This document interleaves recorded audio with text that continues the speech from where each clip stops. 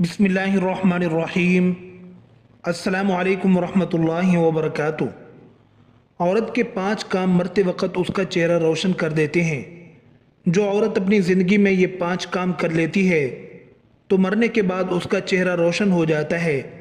और मरते वक़्त किसी भी मर्द या औरत का चेहरा रोशन हो जाना और उस पर नूर आ जाना इस बात की अलामत है कि मेरे रब ने उसे बख्श दिया है।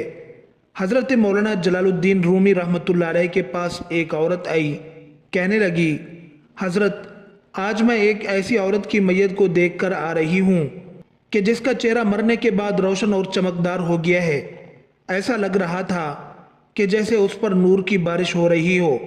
मौलाना जलालुद्दीन रूमी रहमतुल्लाह अलैह फ़ौरन बोल पड़े कि उस औरत ने हज़रत इमाम बाक़िर रहमतुल्लाह अलैह के बताए हुए 5 कामों पर ज़रूर अमल किया होगा, यानी 5 नसीहतों पे ज़रूर अमल किया होगा।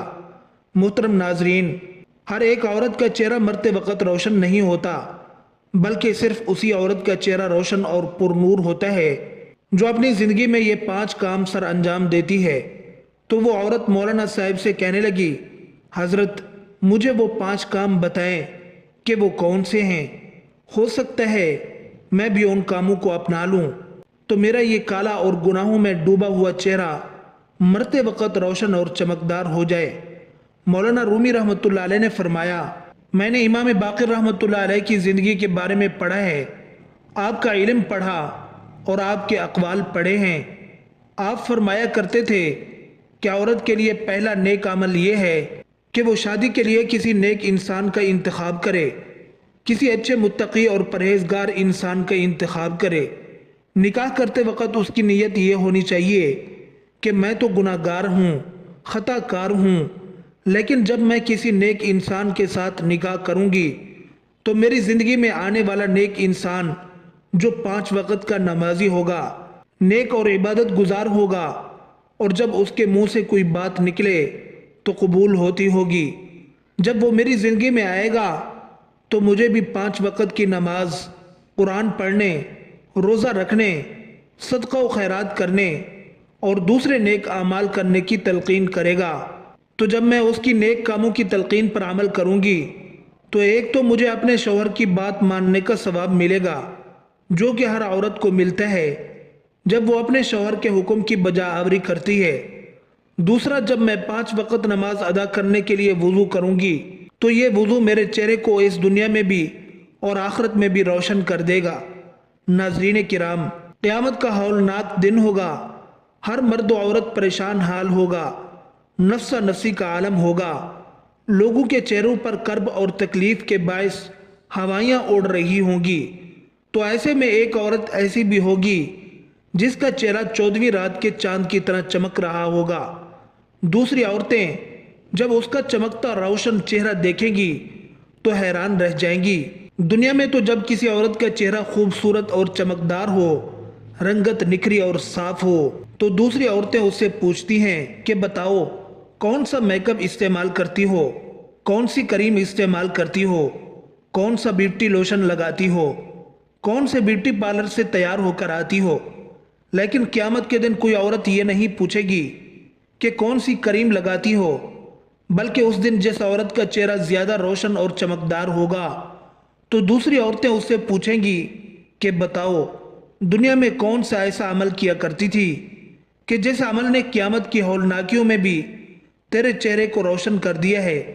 तो फिर वो औरत कहेगी कि मैं दुनिया में ये 5 अमल किया करती थी। नंबर 1, फरमाया गया, शादी के लिए नेक और मुत्तकी शख्स का इंतखाब करने वाली औरत, जब नेक और मुत्तकी शख्स उसकी ज़िंदगी में आ जाता है तो ये उसकी ज़िंदगी में ढल जाती है, नमाजी बन जाती है, कुरान पढ़ती है, हक बोलती है, सच बोलती है, अच्छे अखलाक अपनाती है, मोहल्ले की औरतों के साथ अच्छे अखलाक के साथ पेश आती है, अपने घर के बड़ों का अदब करती है, छोटों पर शफकत और मेहरबानी करती है, बदलिहाजी, बदतमीज़ी और बद अखलाक़ी से बचती है। तो मरते वक़्त रूह बाद में निकलती है। मेरा अल्लाह जन्नत का टिकट पहले दे देता है और उसका चेहरा रोशन कर देता है। सुबहान अल्लाह। मोहतरम नाजरीन, कुछ बदबख्त लोग ऐसे भी होते हैं जो औरत की ज़िंदगी में दाखिल होते हैं تو اس کی زندگی کو اجیرن بنا دیتے ہیں، دنیا میں بھی اس کی زندگی جہنم بنا دیتے ہیں اور اس کی آخرت بھی تباہ و برباد کر دیتے ہیں۔ تو حضرت امام باقر رحمۃ اللہ علیہ نے فرمایا کہ دوسرا عمل جس سے عورت کا چہرہ مرتے وقت روشن ہو جاتا ہے وہ ہے پردہ۔ فرمایا پردے میں رہنے والی عورت کا چہرہ بھی مرتے وقت ایسے چمکتا ہے جیسے 14ویں رات کا چاند چمک رہا ہو اور نہایت ہی خوبصورت ہو جاتا ہے۔ جو عورت پردے میں رہتی ہے اور غیر محرم مردوں کے سامنے جانا گوارا نہیں کرتی۔ مدینہ شریف کی دہلیز پر ایک عورت رہا کرتی تھی جو بے حیا تھی، بے حیائی اس کے اندر کوٹ کوٹ کر بھری ہوئی تھی۔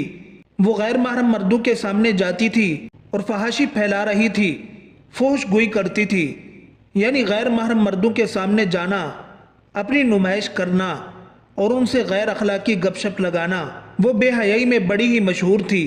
ایک دن میرے کریم نبی جناب محمد مصطفیٰ صلی اللہ علیہ وسلم ایک چبوترے میں بیٹھ کر آپ سرید کھا رہے تھے۔ سرید کہتے ہیں کہ گندم یا جو کی روٹی کو گوشت کے شوربے میں پکانا یا اسے بھگو کر کھانا تاکہ وہ اچھی طرح سے نرم ہو جائے۔ اسی دوران اس عورت کا وہاں سے گزر ہوا۔ جب میرے کریم نبی صلی اللہ علیہ وسلم کے پاس سے وہ عورت گزری تو آپ صلی اللہ علیہ وسلم کو دیکھ کر وہ بے حیا عورت کہنے لگی، اسے دیکھو، ایسے بیٹھا ہے جیسے کوئی غلام بیٹھتا ہے، ایسے کھا رہا ہے جیسے کوئی غلام کھاتا ہے۔ یہ سن کر میرے کریم صلی اللہ علیہ وسلم نے فرمایا، دنیا میں بھلا اللہ کے سامنے مجھ سے بڑا عاجز اور کون ہو سکتا ہے؟ یعنی اللہ کے سامنے مجھ سے زیادہ عاجزی اختیار کرنے والا اور کون ہو سکتا ہے؟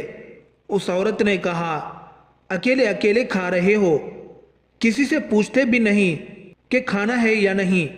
میرے کریم نبی صلی اللہ علیہ وسلم نے فرمایا، اگر تم نے کھانا ہے تو کھا لو۔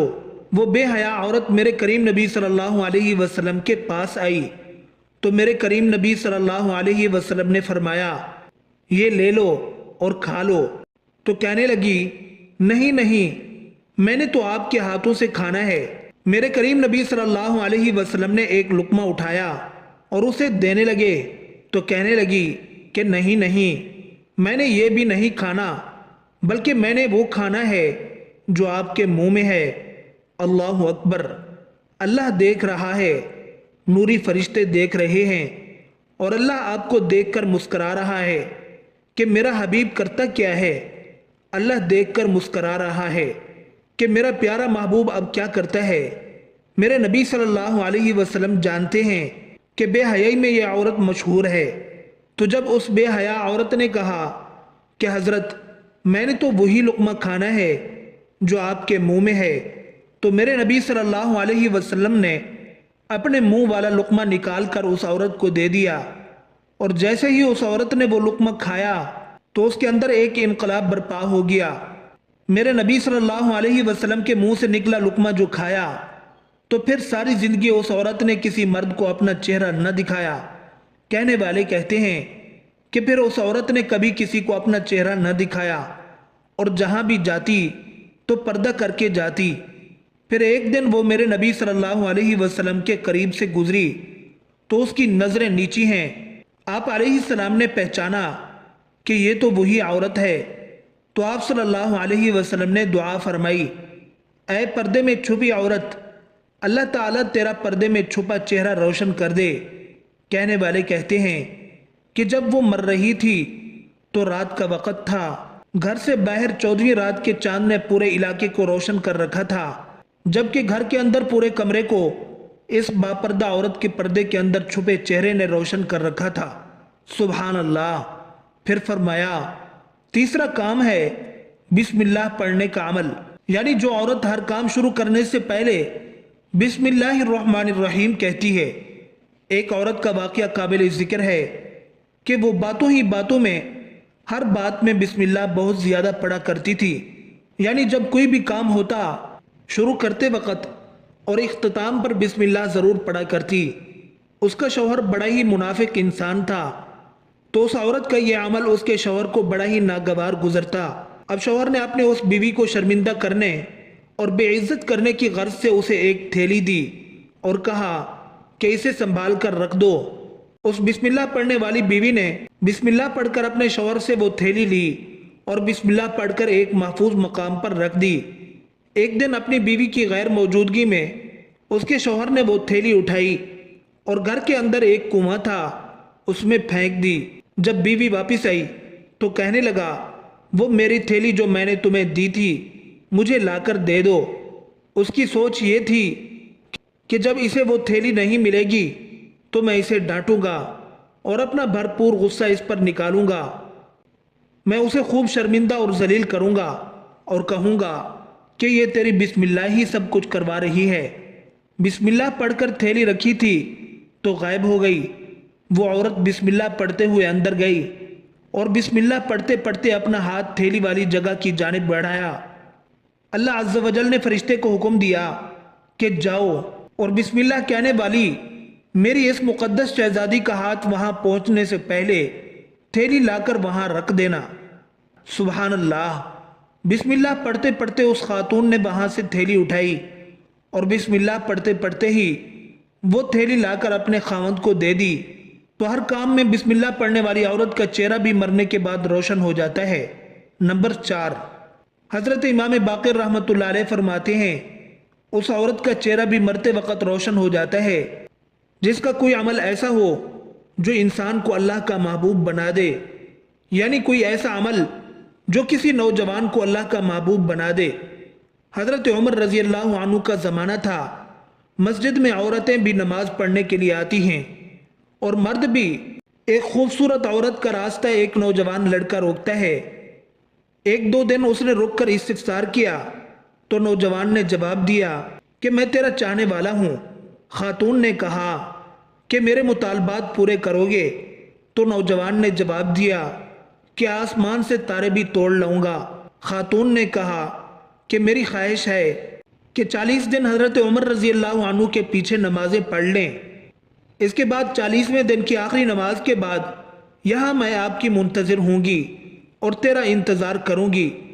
40 دن نمازیں چلتی رہیں، پھر حضرت عمر رضی اللہ عنہ کا لہجہ ہو اور من کے روگ نہ دھلیں اور من میں نور نہ اترے، یہ ہو ہی نہیں سکتا۔ 40ویں دن کی آخری نماز کے بعد وہ گردن جھکا کر پورے کا پورا حیا کے لباس میں لپٹا جا رہا تھا اور لڑکی حسب وعدہ کھڑی تھی۔ کہا، گزر رہے ہو؟ آنکھ اٹھا کر دیکھتے بھی نہیں۔ میں حسب وعدہ کھڑی ہوں۔ جواب ملا کہ کھڑی رہو۔ عمر رضی اللہ عنہ نے دل کا تعلق رب سے جوڑ دیا ہے، یعنی ایسی عورت جس کا کوئی عمل اسے اللہ کا محبوب بنا دے، یعنی جو خود بھی گناہوں سے بچتی ہو اور دوسروں کو بھی اللہ کے راستے پر ڈال دے، ایسی عورت کا چہرہ بھی مرتے وقت روشن ہو جاتا ہے۔ نمبر 5، 5 وقت پابندی سے نماز پڑھنے والی عورت کا چہرہ بھی اللہ تعالیٰ موت کے وقت روشن کر دیتا ہے۔ اللہ تعالیٰ ہم سب کو ان باتوں پر عمل کرنے کی توفیق عطا فرمائے۔ آمین ثم آمین۔